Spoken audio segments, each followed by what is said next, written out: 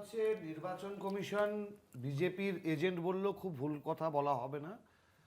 নির্বাচন কমিশন বিজেপির একদম কর্মকর্তাদের মতন কাজ করছে এবং স্বয়ং জ্ঞানেশ কুমারের বিরুদ্ধে ভোট চুরির অভিযোগ সর্বপ্রথম রাহুল গান্ধী দুটো ঐতিহাসিক আমি এখানে শুধু একটু মেনশন করি ডেফিনেটলি আজকে মমতা বন্দ্যোপাধ্যায় এটাও বলেছেন যে বিহারে হয়েছে কেউ নজর দেয়নি, হরিয়ানায় হয়েছে কেউ নজর দেয়নি, কিন্তু এটা বাংলা, আমাদের সংগঠন আছে এবং এখানে আমরা এটা হতে দেব না। এটা তো ঠিক যে এর পরেও বিহার বা হরিয়ানা, বিশেষ করে হরিয়ানা নিয়ে, মহারাষ্ট্র নিয়ে বলা হয়েছে কখন ভোটের পরে। বিহারে এই গোটা এসআইআর বিতর্ক চলাকালীন, অর্থাৎ রাহুল গান্ধী তিনি ভোট চুরির প্রসঙ্গ তোলা, এসআইআর নিয়ে তার পিপিটি দেওয়া, এই সমস্ত কিছুর পরে বিহারে এসআইআর হয়েছে। গ্রাউন্ডে থেকে কাউন্টার কোথায় হয়েছে? হ্যাঁ, বিহারে মাত্র 24 ঘন্টার নোটিশে এসআইআর হয়েছে, মাত্র 24 ঘন্টার নোটিশে।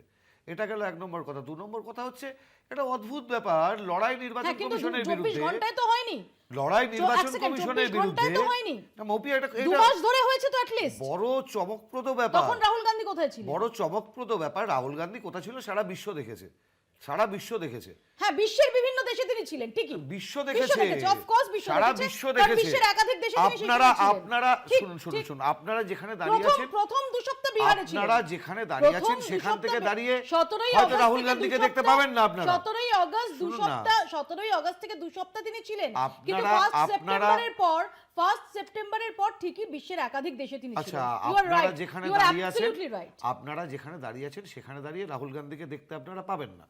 এটা একটা কারণ আছে, এর একটা কারণটা আছে, আমি বলছি। আপনারা এইটা দেখতে পান না, লড়াই নির্বাচন কমিশনের বিরুদ্ধে, লড়াই ইডির বিরুদ্ধে, অথচ ইডি অফিস থেকে বেরিয়েই অভিষেক বন্দ্যোপাধ্যায় প্রথম আক্রমণ করেন কংগ্রেসকে। নির্বাচন কমিশন দপ্তর থেকে বেরিয়েই প্রথম আঙুল তোলেন কংগ্রেসের দিকে।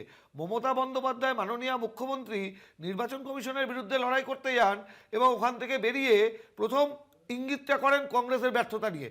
এত রঙ্গে ভরা বঙ্গ, তা ছেড়ে দিল্লিতে কেন নাটক, সত্যি আমরা বুঝতে পারি না।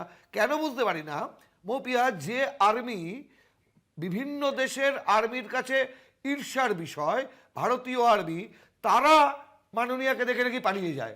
এখানে দেখেছি প্যান্ডেল খোলা নিয়ে হয়েছিল, আমরা দেখলাম ইডির লোকজন মাননীয়াকে দেখে পালিয়ে যায়, আজকে দিল্লি পুলিশও মাননীয়াকে দেখে পালিয়ে যাচ্ছে। তাহলে এর থেকেও বুঝতে অসুবিধা হয়, পুরো একটা তৈরি চিত্রনাট্য, একটা বাইনারি পলিটিক্স তৈরি করার জন্য বারবার হচ্ছে। আসবো।